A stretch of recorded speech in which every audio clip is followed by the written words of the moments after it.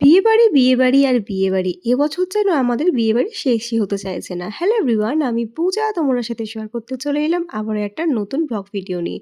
তো এটা ছিল আমাদের মার্চ মাসের শেষ বিয়েবাড়ি আর আমি কিন্তু তারই জন্য রেডি হয়ে নিয়েছি। তো আজকে আমাকে কেমন লাগছে এই লুকে অবশ্যই জানিও। তো আজ ছিল একটা রিসেপশন পার্টির ইনভিটেশন, সেটাও কিন্তু আমাদের পাড়াতেই। তাই দেখো রেডি-সেডি হয়ে কিন্তু আমি কাকি মিলে ১ম এ গিফটটা দিতে চলে যাচ্ছি। তোমার দাদাভাই একটু পরে আসবে, সবেমাত্র ডিউটি থেকে এসে রেডি হচ্ছিল। আর বাবা-মাও কিন্তু এর আগে চলে এসেছিল।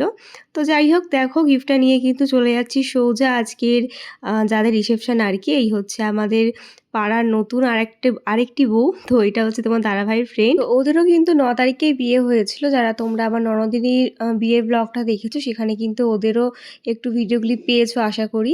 যাই হোক গিফট-টিফট দেওয়ার পরে কিন্তু আমি একটু ফটো ভিডিও তুলে নিলাম। তারপরে তোমার দাদাভাইও এসেছিলো, ওর সাথেও কিছু ফটো ভিডিও নিয়ে নিয়েছিলাম।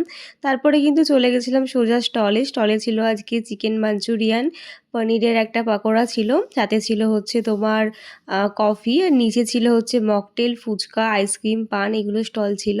তো প্রথমে কিন্তু এখান থেকে আমি চিকেন মাঞ্চুরিয়ানটা নিয়ে নিয়েছিলাম। এটা খেতে ভীষণ ভালো হয়েছিল। আর পনিরের ডিশটা টেস্ট করা হয়নি। তারপরে দেখো মাম্মামকে নিয়ে নিচে চলে আসলাম। তো এখন একটু ড্রেসটা চেঞ্জ করাবো, অনেকক্ষণই হয়েছে এসেছি, তো ওর প্রচণ্ড গরম লাগছিল। তো এই লেহেঙ্গাগুলো না ছোট হয়ে যাচ্ছে, তাই তোমার দাদাভাইয়ের ইচ্ছে ছিল আজকে ওকে এই লেহেঙ্গাটা পরাই, তাই পরিয়েছিলাম। তো যাই হোক মামামের ড্রেসটা চেঞ্জ করবো ভাবলাম, তোমার দাদাভাইয়ের কাছে চাবি আছে, তাই খুঁজে না পাওয়াতে চলে আসলাম সোজা মকটেলের কাউন্টারে। তো এখান থেকে এসে কিন্তু এই অরেঞ্জ ফ্লেভারের জুসটা নিয়ে নিলাম। তো সেটা খেয়ে টেস্ট করবো এখন কেমন হয়েছে। আর বিয়েবাড়িতে না এসে না আমি প্রতিবারই ভুলে যাই এটা খেতে। কতগুলো বিয়েবাড়ি পেয়েছি সেখানে ভুলেই গেছি। যাই হোক সেটা খাওয়ার পরে কিন্তু মামামের ড্রেসটা চেঞ্জ করিয়ে আনলাম। আর তারপরে কিন্তু এখানে এসে আরও সবার সাথে ফটো ভিডিও একটু ক্লিপ নিয়ে নিলাম। ফোনে এতটাই স্টোরেজ কম যে সেরকম করে ব্লগ শ্যুট করাই হয়নি। মানে এতগুলো বিয়েবাড়ি পড়ছে, তো সব কটারই ব্লগ একটু একটু নিতে হচ্ছে, তাই কিন্তু আর ব্লগগুলো সেরকম একটা বড় করতে পারলাম না।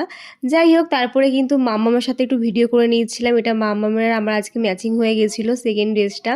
তারপরে কিন্তু চলে আসলাম নিচে, অনেকটা সময় পেরিয়ে গেছে, এবারে খেতে বসবো। তার আগে কিন্তু বাবা মা বসে গিয়েছিলো, কারণ মামামকে নিয়ে একটু সমস্যা হবে। বাবা মার খাওয়া হয়ে গেলে বাবা মাকে দিয়ে মামামকে বাড়ি পাঠিয়ে দেবো, তারপরে তোমার দাদাভাই আর আমি বসবো। তাই কিন্তু আমরা এখানে ওয়েট করছিলাম। তো যাই হোক অনেকটা ওয়েট করার পরে কিন্তু ফাইনালি আমরা সিট পেয়ে গেলাম। তো এবার কিন্তু ডিনারটা করব। তো চলো তোমাদেরকে দেখাই আজকের ডিনারে স্পেশাল কী কী মেনু ছিল। তো দেখো প্রথমেই কিন্তু আমাদের দিয়ে দিল কাঁসার থালা, তার উপর দিয়েছিল পদ্ম পাতা। তারপরে কিন্তু চলে আসলো হচ্ছে তোমার টিস্যু পেপার দিয়ে দিয়েছিল।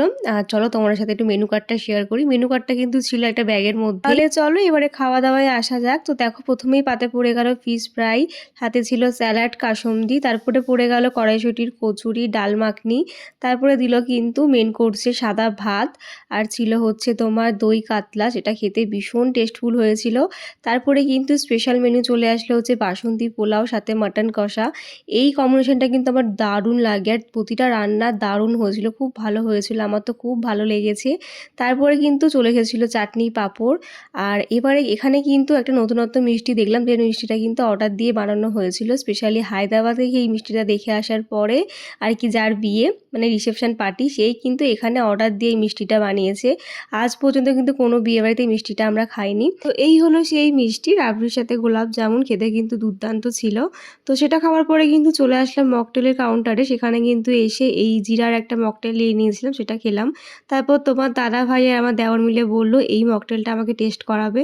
এটা কিন্তু এর আগে অনেকবারই খেয়েছি, তবে এটা বেশ ভালোই লাগে, তাই কিন্তু নিয়ে নিলাম। আর এই মকটেলটা কিন্তু আমার শাড়ির সাথে বেশ ম্যাচিং হয়ে গেছিলো। তো সেটা খেয়ে কিন্তু আজকের বিয়েবাড়ি শেষ করলাম। তো চলো আজকের মতন টাটা, দেখা হচ্ছে নেক্সট ভিডিওতে, বাই।